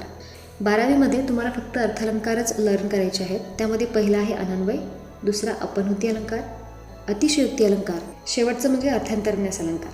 अलंकार म्हणजे काय? एखादी स्त्री जसं चांगले अलंकार धारण करून स्वतःचं सौंदर्य खुलवते, तसंच शब्दांचा अलंकार धारण करून शब्दसुद्धा आपापल्या वैयक्तिक गुणांमुळे, आपापल्या वैयक्तिक शब्दाच्या भारामुळे त्या भाषेचं सौंदर्य खुलवतात, म्हणून त्याला आपण अलंकार असे म्हणतो. आता अनन्वय अलंकारामध्ये काय घडतं? जेव्हा त्याच्यासारखा तोच ही भावना असेल, म्हणजे त्याला आपण कम्पेअर नाही करू शकत कशाशी. जसं की आहे ताजमहल एक जगती, तो तोच त्याच्या परी. म्हणजे जसा ताजमहल आहे तो त्याच्यासारखाच आहे. हाच प्रश्न मागच्या वर्षीच्या बोर्डाच्या परीक्षेमध्ये होता. हा होता अनन्वय अलंकार. का? कारण त्याच्यासारखा तोच आहे. दुसरा आहे ह्या आंब्यासारखा गोड आंबा हाच, म्हणजे या आंब्याला दुसऱ्या आंब्याची सर नाही. दुसरा प्रकार आहे अपनहुती अलंकार. अपनहुतीचा अर्थ होतो लपवणे किंवा झाकणे. उदाहरण बघा, उदाहरणावरून तुम्हाला लवकर लक्षात येईल. हे मुख नव्हे तर चंद्रच. अजून एक उदाहरण घ्या. हे जीवन कसले? मरणाची माला. म्हणजे हे जीवन नाहीच तर ही मरणाची माला आहे. अतिशयोक्ती अलंकार. अतिशयोक्ती अलंकार म्हणजेच काय? जेव्हा एखादी गोष्ट वाढवून, चढवून, खूप मोठी करून, फुगवून सांगितलेली असते, तिला म्हणतात अतिशयोक्ती अलंकार. जसे की उदाहरणे बघा, मुंगी उडाली आकाशी, तिने गिळले सूर्यशी. शेवटचा प्रकार आहे चौथा, अर्थांतरन्यास अलंकार. अर्थांतरन्यास अलंकारामध्ये काय घडतं? एका अर्थाचा समर्थक असा दुसरा अर्थ ज्याच्या शेजारी ठेवणे, म्हणजेच एक विशिष्ट अर्थ दुसऱ्या व्यापक अर्थाकडे नेऊन ठेवणे म्हणजे अर्थांतरन्यास अलंकार होय. सहज सोप्या शब्दामध्ये सांगते, जिथे 2 विरुद्ध गोष्टी असतील आणि त्या दोन्ही विरुद्ध गोष्टी एकमेकांवर प्रभाव करत नाही आहेत. म्हणजे एखादा वाईट गोष्ट जर एखाद्या चांगल्या गुणाजवळ ठेवली तर ती वाईट गोष्ट चांगल्या गुणाला कधीच वाईट करू शकत नाही. म्हणजेच काय? ती तशीच राहते. तिथे घडतो अर्थांतरन्यास अलंकार. अर्थांतर म्हणजे दुसरा असा अर्थ आणि न्यास म्हणजे शेजारी ठेवणे. म्हणजेच काय? 2 अर्थ शेजारी ठेवणे, याला म्हणतात अर्थांतरन्यास अलंकार. होई जरी संतत दुष्टसंग, न पावती सज्जन सत्वभंग, असोनिया सर्प सदा शरीरी, झाला नसे चंदन तो विषारी. किंवा चंदनाच्या अंगी असलेला चांगला गुण तो कधीच बदलू शकत नाही, तो कधीच त्याला विषारी करू शकत नाही. शेवटचा घटक आहे तो म्हणजे निबंधाचा. निबंधाचे मार्क्स जे आहेत हे तुमच्यासाठी जॅकपॉट सारखे आहेत. एक मोठा खजिना आहे तुमच्यासमोर 10 मार्क्सचा. आत्ता जे आपण व्याकरण केले त्याचे किती मार्क्स येतात हे बघा. वाक्य रूपांतरणाचा अभ्यास जर केला तर 2 मार्क्स मिळते. वाक्य रूपांतर 2 मार्क्ससाठी, समास 2 मार्क्ससाठी, प्रयोग 2 मार्क्ससाठी, अलंकार 2 मार्क्ससाठी, वाक्यप्रचार 2 मार्क्ससाठी आणि निबंध 10 मार्क्ससाठी. आता वाक्यप्रचार जे आहे ते तुम्हाला शोधून वाचून घ्यावे लागतील, कारण तो शिकवण्याचा भाग नाही, तो लर्न करण्याचा भाग आहे. निबंध आहे 10 मार्क्ससाठी. म्हणजे 5 घटक जे तुम्हाला 2-2 मार्कामध्ये डिवाईड करून घ्यायचे ते तुम्हाला डायरेक्टली 10 मार्कामध्ये निबंध तुम्हाला देतो. तर निबंध या वेटेजमध्ये महत्त्वाचा आहे. लहानपणापासून निबंध कसा लिहायचा हे आपण कसं लिहितो, स्वमत लिहिल्यासारखं, तसं करायचं नाही. 10 मार्क्स तुम्हाला इझिली नाहीत मिळणार. निबंधामध्ये असलेल्या प्रकारामध्ये नेमकं त्यात काय लिहायचं हे पण तुम्हाला उद्देशून माहिती असायला पाहिजे. बोर्डाचा पेपर आहे तो, त्या अनुषंगाने अभ्यास करून जा. मार्क्स कसे मिळवायचे हे तुमच्या हातात आहे. कारण कसं लिहायचं एकदा तुम्ही हे शिकले की तुम्हाला मार्क्स मिळवणं जास्त कठीण जात नाही. लहानपणापासून लिहिलेला निबंध अशी निबंध आहेत की ज्यामध्ये आपण मनात आलं ते लिहितो, पण ते कसं लिहावं याची माहिती जाणून घ्या. बघा, निबंधाचे 5 प्रकार पडतात. वर्णनात्मक निबंध, व्यक्तिचित्रणात्मक निबंध, आत्मवृत्तात्मक निबंध, कल्पनाप्रधान निबंध आणि वैचारिक निबंध. वर्णनात्मक निबंधामध्ये काय लिहायचे? त्यामध्ये वर्णन करायचे स्थळ, ऋतू, निसर्ग, प्रवास, घटना इत्यादींचं. व्यक्तिचित्रणात्मक निबंधामध्ये काय सादर करायचे? व्यक्तिवर्णनात्मक गोष्टी सादर करायच्या, व्यक्तिप्रधान गोष्टी सादर करायच्या आणि त्या व्यक्तीबद्दलचं चरित्रात्मक वर्णन करायचे. हे तुम्हाला सादर करायचे व्यक्तिचित्रणात्मक निबंधामध्ये. तिसरा घटक आहे आत्मवृत्तात्मक निबंध. यामध्ये तुम्हाला आत्मकथा, मनोगत प्रधान निबंध सादर करायचा आहे. त्यानंतर चौथा प्रकार आहे कल्पनाप्रधान निबंध. कल्पना फुलवत केलेले लेखन, जसे की मी लेखक झाले तर, अशा प्रकारे. त्यानंतर 5वा आणि शेवटचा प्रकार आहे वैचारिक निबंध. विचारप्रधान, चिंतनपर, समस्याप्रधान आणि चर्चात्मक निबंध. विचार करून लिहावं लागेल, जसं की मोबाईल शाप की वरदान. आज रोजी मोबाईल शाप आहे की वरदान आहे, तुम्हाला जिथे तार्किकरित्या विचार करून लिहावं लागतं, काही मुद्दे सादर करावे लागतात, तिथे असतो वैचारिक निबंध. आता लक्षात आलं असेल तुमच्या की नेमकं निबंधाचे प्रकार काय आहेत. प्रकारामधल्या निबंधामध्ये सुद्धा काय काय लिहायचं आहे. इथे जर तुम्ही आत्मवृत्तात्मक निबंध आणि वर्णनात्मक निबंधातले घटक जर मिक्स केले तर तुम्हाला मार्क्स न मिळण्याची शक्यता जास्त आहे. पण तुम्हाला जर माहिती असेल वर्णनात्मक निबंधामध्ये नेमकं मला काय लिहायचं आहे, व्यक्तिचित्रणात्मक निबंधामध्ये मला काय मुद्देसूद गोष्टी मांडायच्यात, किंवा आत्मवृत्तात्मक निबंधात काय लिहायचं आहे, कल्पनाप्रधानमध्ये काय लिहायचं आणि वैचारिक निबंधात काय लिहायचं, तुम्ही या घटकांना धरून जर लिहिलं तर तुम्हाला मार्क घेण्यापासून कोणीच रोखू शकत नाही. पण तुम्हाला तसं लिहावं लागेल. माहिती मिळाली यापेक्षा जास्त इम्प्लिमेंट किती करता हे महत्त्वाचं आहे. मी तुम्हाला मार्गदर्शन करत आहे, काय करायचं आहे हे तुमच्या हातात आहे. तुम्हाला वाचावं लागेल, थोडीशी मेहनत घ्यावी लागेल, सराव करावा लागेल. 12वीच्या मराठी विषयाची सगळी अनुक्रमालिका, सगळा सिलॅबस इथे कव्हर झालेला आहे. आता या सिलॅबसला तुम्हाला लर्न करून फक्त चालणार नाही, तर हा सिलॅबस सगळा डोक्यात ठेवून तुम्हाला पेपर कसा लिहायचा हे सुद्धा माहिती करून घेणं आहे. तर ही माहिती या 15 घटकामध्ये सादर करता येईल.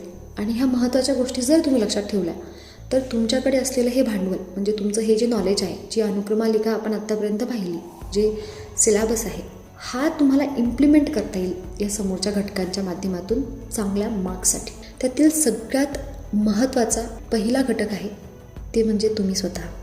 पेपरमध्ये सिरियसनेस असावं, ते तुमच्यात पाहिजे. तुम्हाला लिहायचे, तुमचं डोकं स्थिर पाहिजे, तुम्हाला लिहिण्यासाठी सजग राहावं लागेल. मोठ्या उत्तरांसाठीची रचना कशी असावी? प्रस्तावना, स्पष्टीकरण आणि निष्कर्ष. प्रस्तावनामध्ये काय असावं?